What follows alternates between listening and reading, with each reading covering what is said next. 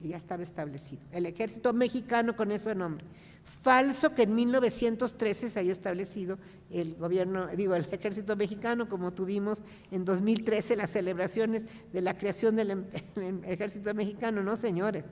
El ejército mexicano se creó en 1821 con el ejército trigarante, nomás vaya. ¡Qué locura estudiar cosas que no fueron! Yo no sé si lo entienden. No corto más el video. Pero quiero que me lo dejen en los comentarios y opinen. ¡Qué locura estudiar en la escuela cosas que no fueron reales! Y que te hicieron estudiar y que quizás hoy estén estudiando. Es una locura que no se haya aprendido y que no se haya tomado en los recaudos para escribir libros para niños y adolescentes.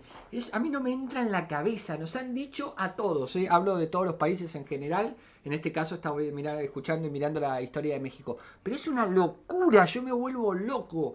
Videazo el que estamos mirando hoy. Videazo para aprender, para saber la verdad, la pura verdad de la historia. Hola, ¿cómo andan?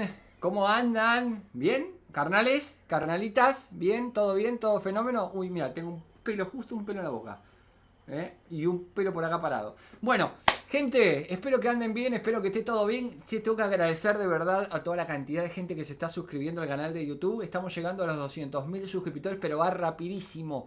Así que yo calculo que en estos días ya estamos sobre los 200.000 suscriptores. Y de verdad, muchas gracias a toda la gente que se está sumando al canal de WhatsApp. Es impresionante la cantidad de gente que se está sumando al canal de WhatsApp.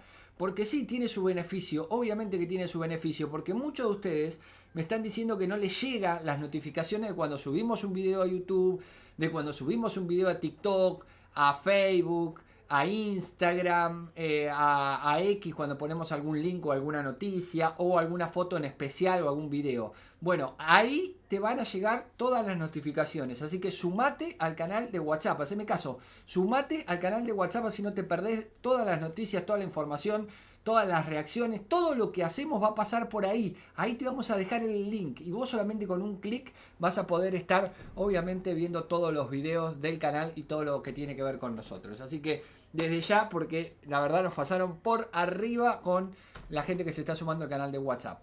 Gente, dicho esto, vamos a meternos en el programa del día de hoy, que es muy interesante. Cuando se habla de la historia de México, la verdad es atrapante. Me da muchísimas ganas de compartirlo con ustedes y hoy es uno de esos programas que lo vamos a disfrutar juntos. Santana, pues se dice uno, qué barbaridad, ¿verdad? ¿Cómo cambian las gentes? Santana años después dice, pues sí, que él fue, que él han dicho que él fue el padre de la República, pero él años después diría que fue lo que menos le hizo bien al país, porque... Ahí está, se me olvidó de prender el micro. Me encanta, me encanta. Guadalupe Jiménez, ahí está la doctora, la historiadora, la profesora, hablando, cómo me gusta, qué bien, qué clarito que habla. Después ustedes me lo van a decir en el video, no voy a interrumpir mucho, lo voy a dejar correr porque siempre me dicen que la interrumpo mucho. Así que, pero bueno, es mi forma de ser también para poder opinar, sepan entender eso. Pero vamos a disfrutarla porque siempre que habla muy claro y es muy certera en la historia. Solo males le trajo la República. Ese es el padre de la República. Pero hay que decir la verdad, en diciembre de 22, quien hace el plan de Veracruz, que proclama la República, no es Santana, es Miguel de Santa María, es amigo de todo este grupo, del que los mismos, de Faguaga, de Mier, de Rocafuerte, el que era de Ecuador, todos estos son amigos. De hecho, Santa María era un republicano convencido y en ese momento fungía como embajador de Colombia en México y había estado conspirando con todos los conspiradores contra el imperio Iturbide. Él es el que le hace el plan de república a Santana. No tiene mucho éxito ese plan, pero el que sí va a tener en 23, a principios de 23, es otro plan que lo van a hacer los que mandó Iturbide a detener el movimiento o el levantamiento de los del plan de Veracruz. Manda a sus más, a las que confiaba más de sus generales, a Echevarri, a Celestino Negrete, eran sus amigos y confiaba en ellos. Y ellos, lo que no sabía Iturbide, ellos ya pertenecían a las logias masónicas escocesas que les dan la orden de que hay que hay que acabar con el imperio. Y entonces crean otro plan, que se llama el plan de Casamata. No son iguales, luego en los libros los confunden. El plan de Veracruz es uno, es de diciembre de 22, el plan de Casamata es de 23 al principio. ¿Y qué dice el plan de Casamata? No dice que quiten al emperador, pero que se tiene que restablecer el Congreso, que es cierto que Iturbide en octubre, desde agosto había habido una conspiración de varios diputados para acabar con el imperio de Iturbide y para quitarlo, con el pretexto de que no había sido elegido por unanimidad y que había sido impuesto su elección. Otra falsedad. Hay que revisar esas actas de mayo de 22, donde ustedes pueden ver la primera votación de los que estaban presentes, 94 diputados. ¿Cuánta falsedad hay en las historias? Es impresionante lo que estoy escuchando, de verdad. Yo no sé si a ustedes los atrapa de la misma manera, porque capaz que ya lo conocen o no, pero a mí me atrapa. ¿Cuánta falsedad, cuántas traiciones hay en las historias que tienen que ver con México? Pero yo calculo que también en todas las historias que tienen que ver con todos los países. Pero es impresionante la cantidad de gente traicionera que hubo y que te contaron una historia que nada que ver y vos te la creías en la escuela. Es una locura esto que estamos escuchando y viendo. Todos los que votan a favor de Iturbide como emperador, solo 15 dicen, no dicen que no, pero dicen que tienen que preguntarle a sus provincias su opinión. Vuelve a haber otra votación, están las actas, del 21 de mayo de 22, y por unanimidad, 102 diputados aceptan la proclamación de Agustín Iturbide como emperador constitucional de México, con esa palabra, emperador constitucional. Fue nombrado por el Congreso, 102 votos por unanimidad. ¿Cómo que se autoproclamó? Como dicen los libros, ¿cómo se iba a autoproclamar? Si están ahí las votaciones. ¿Saben quién pidió que fuera emperador? 64 generales y oficiales del ejército mexicano, que ya estaba establecido. El ejército mexicano con ese nombre. Falso que en 1913 se haya establecido el gobierno, el ejército mexicano, como tuvimos en 2013 las celebraciones de la creación del ejército mexicano. No, señores. El ejército mexicano se creó en 1821 con el ejército trigarante. Nomás vaya. ¡Qué locura estudiar cosas que no fueron! Yo no sé si lo entienden. No corto más el video. Pero quiero que me lo dejen en los comentarios y opinen. ¡Qué locura estudiar en la escuela cosas que no fueron reales! Y que te hicieron estudiar y que quizás hoy estén estudiando. Es una locura que no se haya aprendido y que no se haya tomado los recaudos para escribir libros para niños y adolescentes. A mí no me entra en la cabeza. Nos han dicho a todos, hablo de todos los países en general. En este caso estaba escuchando y mirando la historia de México. Pero es una locura, yo me vuelvo loco. Videazo el que estamos mirando hoy. Videazo para aprender, para saber la verdad, la pura verdad de la historia. A la Secretaría de la Defensa y vean los papeles, ahí he estado yo y los he revisado.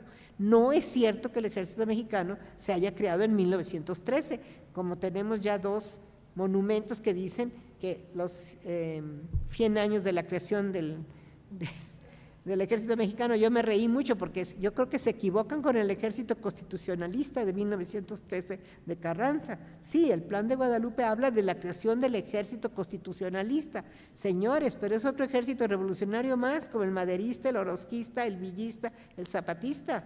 Este se llama constitucionalista, pero es otro más de los ejércitos revolucionarios, como que el ejército mexicano. Precisamente el reglamento del ejército mexicano con ese nombre, ¿saben de qué año es?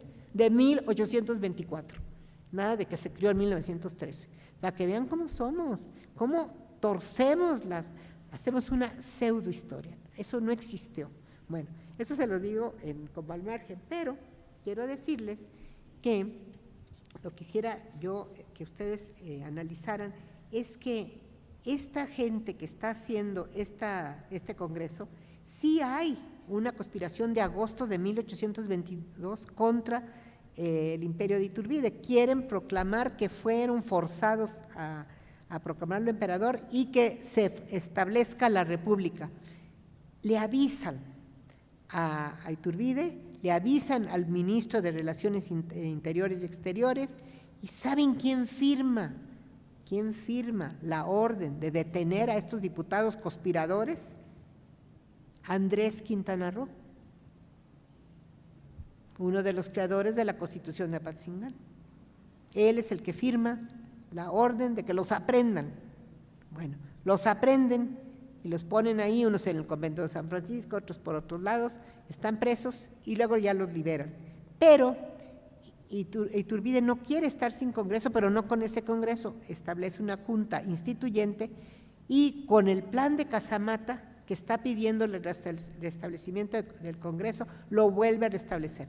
Vuelve a haber otra vez Congreso en 23, que ese Congreso será ante quien Iturbide el 19 de marzo de 1823 presente su abdicación y se va al exilio a Liorna.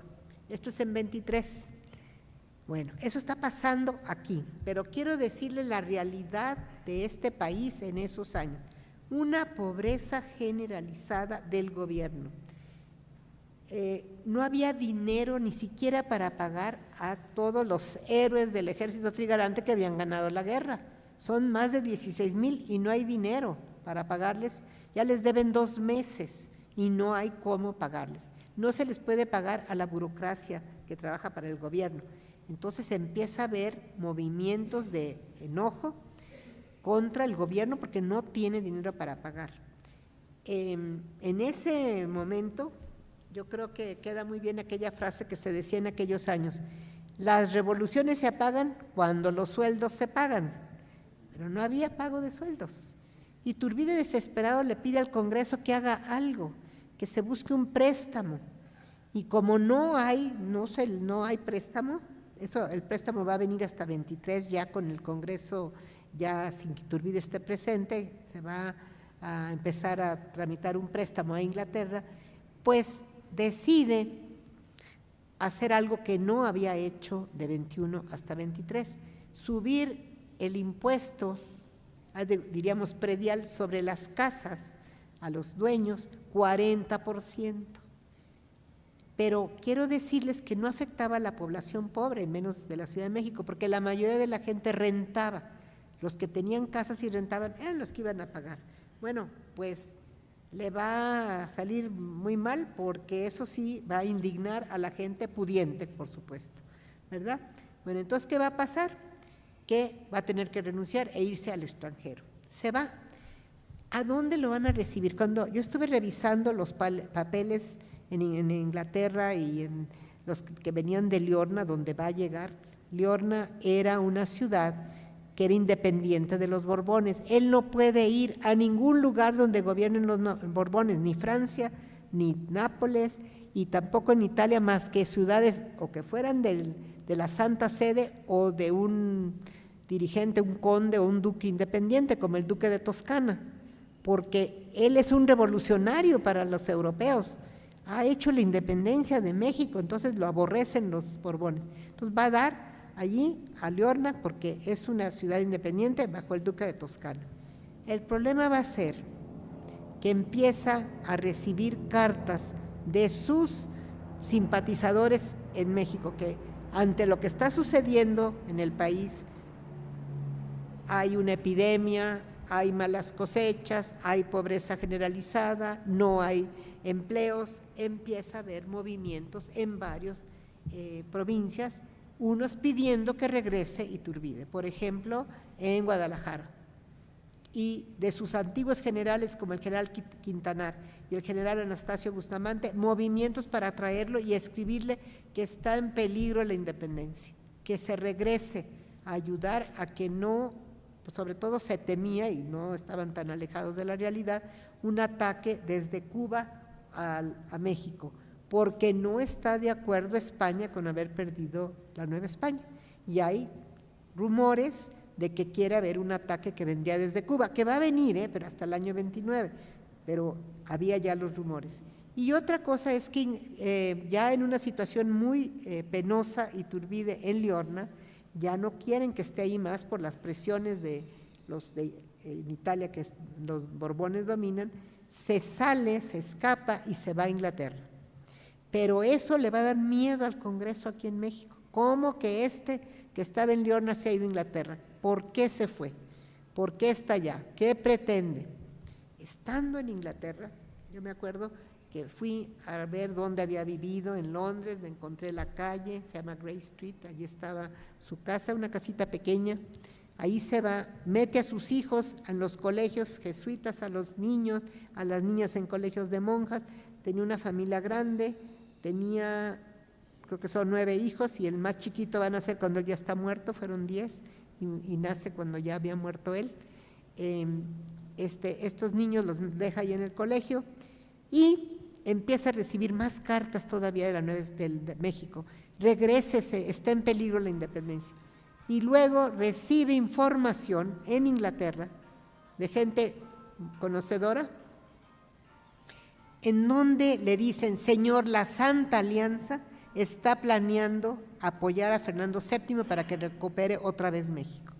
Recuerden lo que había pasado con los 100,000 hijos de San Luis, que Francia había mandado 100,000 soldados a entrar a España y aplastaron el movimiento liberal y ya estaba otra vez el reinado absoluto de Fernando VII, otra vez, no era una amenaza simple. La Santa Alianza y Francia específicamente había ayudado a el absolutismo que se restableciera en el año 23 en España. Iturbide le enteran que hay un plan para que la Santa Alianza apoye a Fernando VII, mandar escuadras a acabar con la independencia de México y restablecer la Nueva España.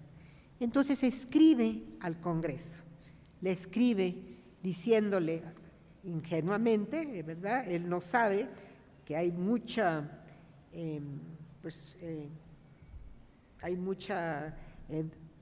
movimiento en la propia México.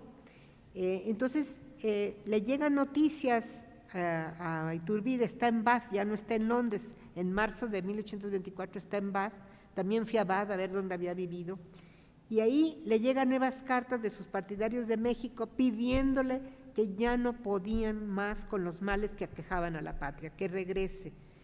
El Congreso mexicano de 23, alarmado por esa posibilidad del regreso, va a dar un decreto, y esto sí es muy importante, del 28 de abril de 1824, en cuyo artículo primero declaraba lo siguiente: traidor y fuera de la ley a don Agustín de Iturbide, siempre que bajo cualquier título se presentase en algún punto del territorio mexicano.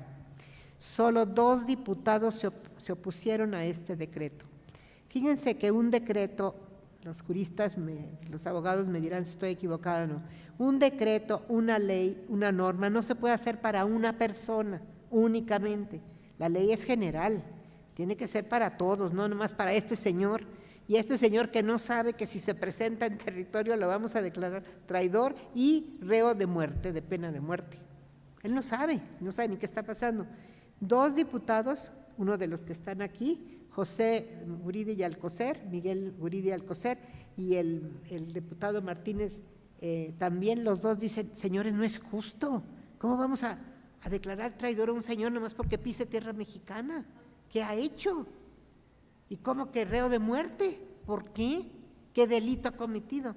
Pues pasa ese decreto, ya ha sido muy estudiado, si ustedes ven los anuarios jurídicos de la UNAM y todo, ese ha sido estudiado pues como una aberración. No puede haber un decreto que condene a muerte a un señor porque pise tierra y lo hace traidor instantáneo.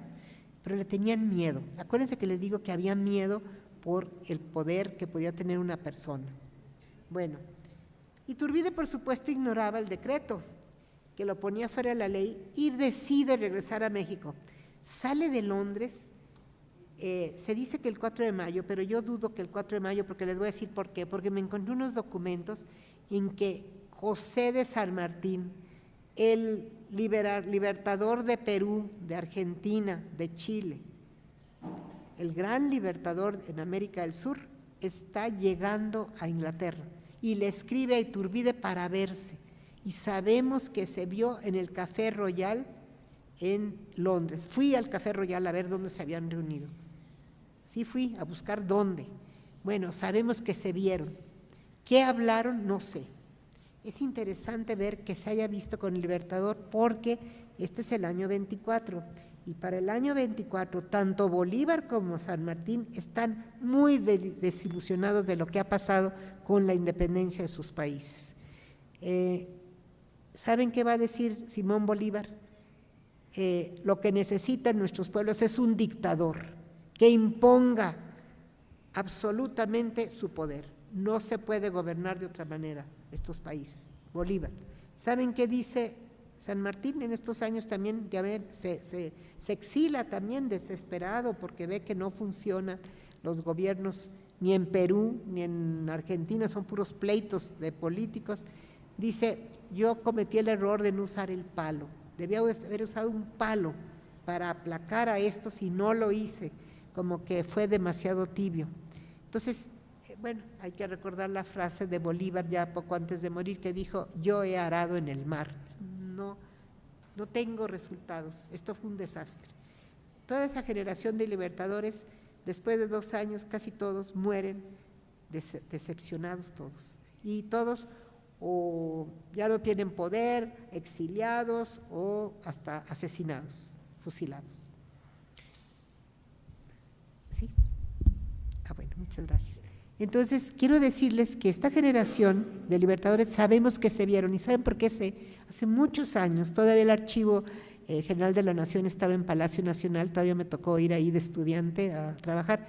Algún día pedí un bulto que estaba con un mecate nada más envuelto, no tenía ni clasificación ni nada. Eran los papeles que traía en el bergantín Spring, que cuando regresaba de Inglaterra, Iturbide, y los vi. Pues como soy honesta, no toqué, los ordené el mismo, que ahora me da mucha pena porque cuando volví a pedirles de esos ya quedaban menos de la mitad, todos robados. Pues ahí venían muchas gacetas argentinas de Perú. ¿Quién se las dio? Es muy posible que San Martín. ¿Qué hablaron? No sabemos porque no dejaron huella ninguno. Yo creo que Iturbide le dijo, si las cosas logro que se calmen en México, ¿vendría usted con nosotros?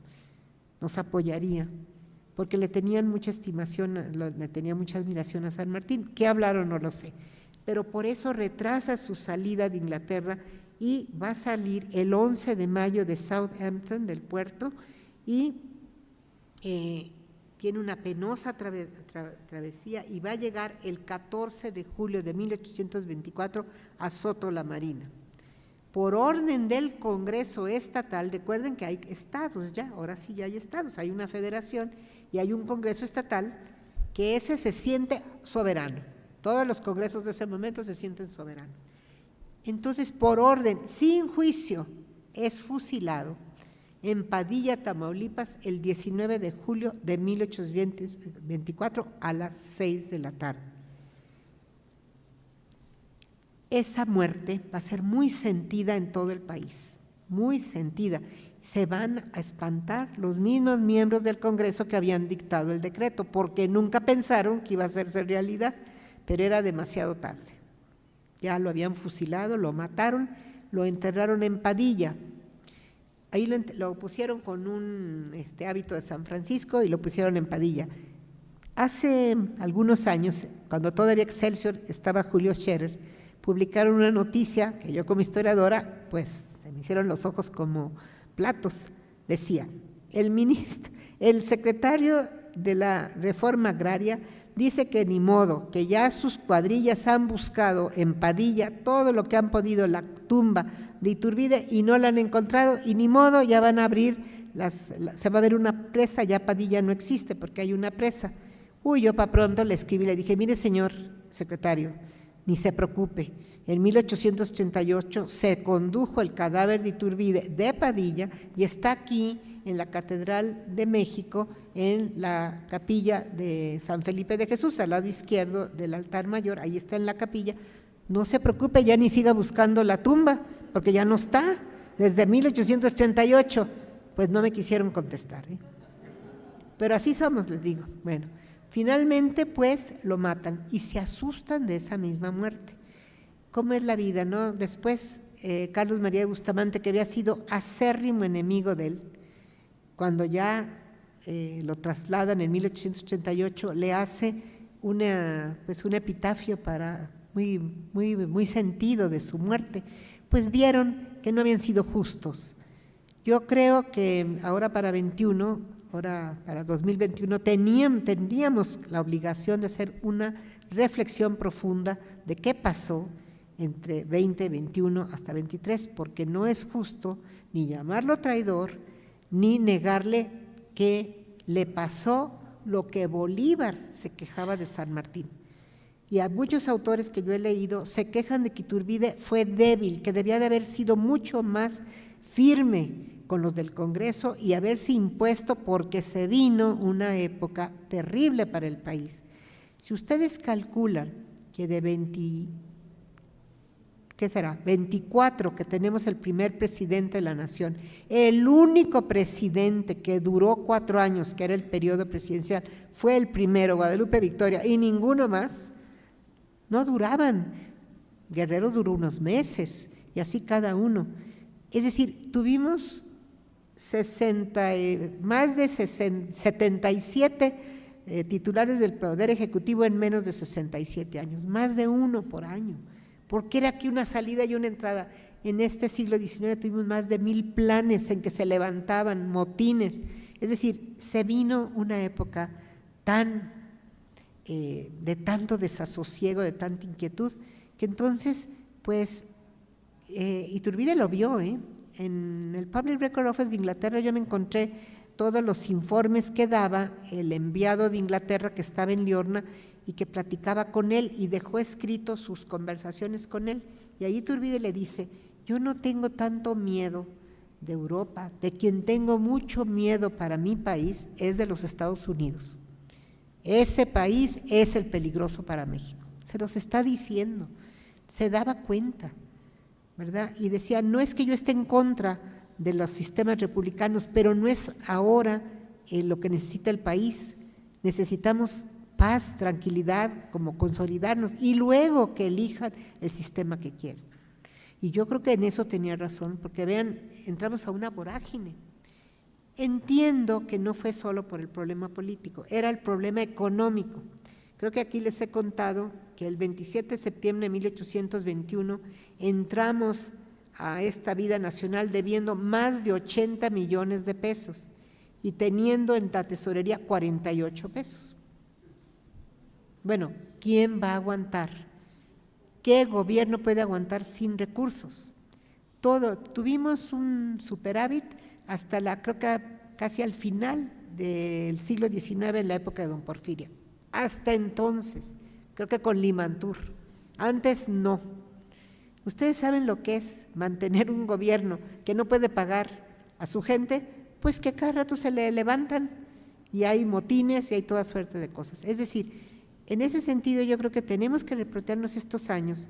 Y ahora, para terminar, yo quisiera decirles algo muy importante de estos 9 diputados, que se me parece que debemos reflexionar quiénes son y qué aportaban a estas discusiones de esta primera Constitución Federal de la República Mexicana. Ojo, es esta Constitución la que le da el nombre aparentemente a nuestro nombre oficial. No nos llamamos México, no nos llamamos República Mexicana, nos llamamos Estados Unidos Mexicanos, ¿sí o no?, por la Constitución de 24, pero hay un antecedente. No fueron los de 24 los primeros que nos llamaron así. Fue el Congreso de Puro Arán de 1815 en Insurgente, porque un diputado de Cádiz, de Santo Domingo, pero que era de origen cubano, un marino que se llamaba José Álvarez de Toledo, que se presenta con un montón de documentos que le manda al Congreso de Puro Arán, que estaba en 1815, todavía estaba vivo Morelos, le manda una serie de documentos diciéndole: señores, si ustedes quieren ser apoyados en su movimiento de independencia por los Estados Unidos, tienen que hablarle de igual a igual. Pónganse Estados Unidos de México. Y su presidente que sea José María Morelos y se ponga presidente de Estados Unidos de México. Y el Congreso Insurgente, en la mayor desesperación, porque tenían perdida la guerra, ya no tenían a dónde ir, los pobres ya no sabían ni para dónde, creyeron en que la ayuda externa los salvaría. Y eso hacen documentos y firma Morelos como presidente de los Estados Unidos de México. Y ya en diciembre, antes de que lo maten, ya desde noviembre que lo aprenden en sus interrogatorios, él dice, me obligaron, yo no creía en ese marino, en esas canciones de sirenas de la ayuda externa, nunca nos ayudaron en verdad.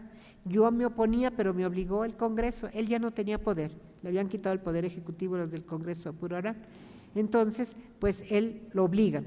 Y él dice, yo no tenía, y no creía en ese Álvarez de Toledo, porque se presentaba como representante que lo habían mandado los constituyentes de Cádiz para apoyarnos, y nunca nos presentó ningún documento que lo hiciera representante de ellos, entonces nunca le creí.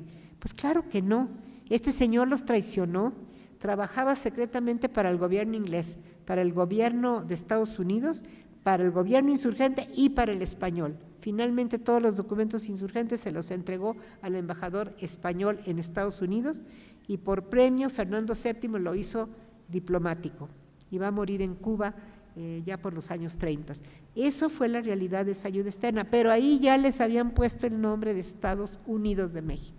Miren, da ternura ver esos documentos. Nosotros los publicamos, Tere Franco y yo los publicamos, por el Senado los publicó, y ahí dice muy simpático el documento firmado por Morelos. Dice, está hablando de los Estados Unidos de México, pero habla del reino. Claro, pues aquí, ¿qué estados iba a haber en 1815? Vean pues cómo muchas de esas cosas las hemos ido heredando, pero sin reflexión, que no tienen sustento. Y entonces se adopta ese nombre, Estados Unidos mexicanos, pues bueno, es un nombre que tampoco nos queda.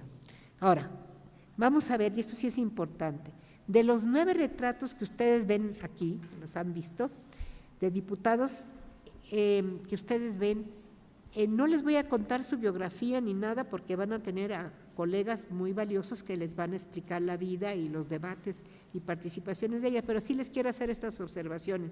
De los 9, 5 son sacerdotes, ojo. ¿Por qué sacerdotes? Porque eran los que estudiaban más el derecho. En los seminarios entonces se estudiaba el derecho, y algunos se hacían sacerdotes, otros se hacían abogados, pero se estudiaba el derecho, es decir, las leyes, las 7 partidas, las leyes de Castilla, las leyes de Indias, todo lo que fuera el derecho romano, por supuesto, de donde nos venía mucho de nuestro derecho, pero también se estudiaba el derecho canónico, el derecho de la Iglesia. La mayoría de todos estos son canonistas, conocen, pero a la perfección el derecho, tanto el derecho civil como el derecho de estos sacerdotes. De ellos 2 van a ser obispos después. José María Becerra va a ser obispo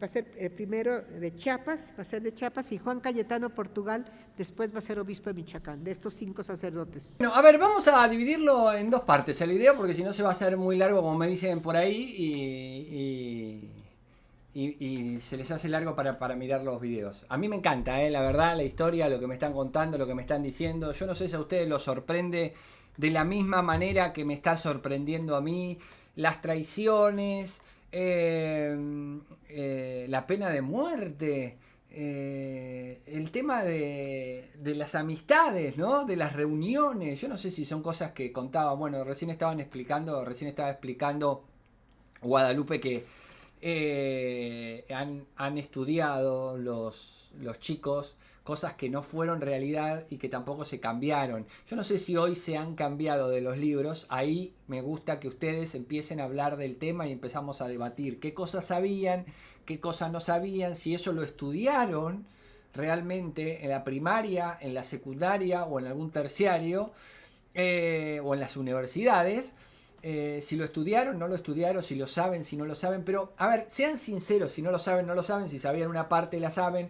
Yo estoy aprendiendo, con estas historias yo estoy aprendiendo. Y estoy viendo, como están viendo muchos de ustedes seguramente, que siempre hubo traiciones en todos los países. Pero cuando lo escuchás de los historiadores, vos decís qué diferente que hubiese sido mi país si no hubiese tantas traiciones, ¿no? Traiciones las cuales hoy siguen de la misma manera, porque quizás dentro de 20 años, o 30 años, o 50 años, o estén contando la historia, estén diciendo y hablando de traiciones de esta época. de las traiciones que fueron dentro de un gobierno o de otro gobierno en cualquier país del mundo. Y se les está enseñando algo a los chicos hoy en día que quizás después se descubre que no fue verdad. Hoy por ahí es mucho más difícil ocultar las cosas porque antes venían de mano propia. Antes por ahí vos leías algo de algún político mexicano o de algún presidente mexicano y lo escribía el propio presidente, el propio historiador, el propio, bueno, hoy por ahí las cosas son distintas y les va a estar llegando de otra manera a las nuevas generaciones. Pero a mí me encanta aprender de la cultura mexicana, así que gracias de verdad a todos los que me están pasando videos de historiadores mexicanos que están hablando. Y también lo que me sorprende mucho, no es en el caso de Guadalupe, pero sí en muchos historiadores que chocan en la información. O sea, un historiador para mí tendría que ser apolítico, no estar de ningún partido político ni hablar según su idea de partido político. Tendría que hablar de la historia, de lo que sabe, de lo que realmente investigó, de lo que realmente buscó. Como decía recién Guadalupe, yo estuve en tal lugar, fui a tal lugar, leí el documento en tal lugar, vi escrito tal cosa, fui a ver dónde se juntó San Martín, todos. Fui a ver esto, estuve en el lugar. Eso es ser historiador y sacar la política del medio. Me parece a mí que es mucho más creíble ahí. Ahora, cuando vos hablas ya desde un punto de vista y ya pones tu partido político de lo que vos pensás y ahí metés la historia, empezás a desinformar. Yo creo que los historiadores tienen que informarle a la gente que quizás los esté viendo en otra parte del mundo, como es mi caso, y que quiero aprender de la cultura, de la gastronomía, de la idiosincrasia, no me sale la palabra, de México. Y es como que estoy viendo que muchos están hablando del mismo tema de distintas maneras, de distintas opciones. Y después, bueno, yo, obviamente a mí me encanta eso, lo saben. Porque yo entre todo lo que escucho después voy a sacar mi conclusión. Que para mí eso es lo mejor. Escuchar a todos y después sacar mi propia conclusión de lo que es creíble, de lo que no es creíble, de por qué este dijo esto, de por qué aquel dijo esto, de por qué aquella dijo esto. Eso para mí es lo mejor, como digo siempre. Escuchá todo, lee todo, mira todo y después vos sacás tus conclusiones. No dejes que alguien que te está diciendo algo te convenza. O sea, convencete vos. Miralo al que te estaba convenciendo, pero mirá también al otro que no te convence, mirá al otro que no conoces, mirá al otro. Y después vos, en tu capacidad, vamos a poner la palabra, vos armá tu conclusión de lo que viste, de por qué dijo esto, de por qué no lo dijo, cómo lo contó, desde dónde lo contó, en qué lugar lo contó, si está para un lado o está para el otro políticamente, bla, bla, bla, bla, bla, y vos después sacás tu propia conclusión. Para mí eso es lo mejor, sacar vos tus propias conclusiones, no tomar ya como que es real algo que dijeron. Esa es mi forma de ser. Esa es mi forma de ser y ustedes lo saben porque consumen el canal. Bueno, se está haciendo muy largo el video. Desde ya muchísimas gracias para todos los que están del otro lado. No se olviden, ahí tienen el canal de WhatsApp que inauguramos. Ahí van a estar todos los links de todas las plataformas. O sea, ahí vos sumándote no te vas a perder nada de todo lo que subimos diariamente. Inclusive los videos de YouTube que no te llegan las notificaciones. Así que aprovechá, sumate al canal de WhatsApp. Estamos llegando a los 200.000 suscriptores. Espero que te haya gustado el video del día de hoy porque va a tener su parte 2.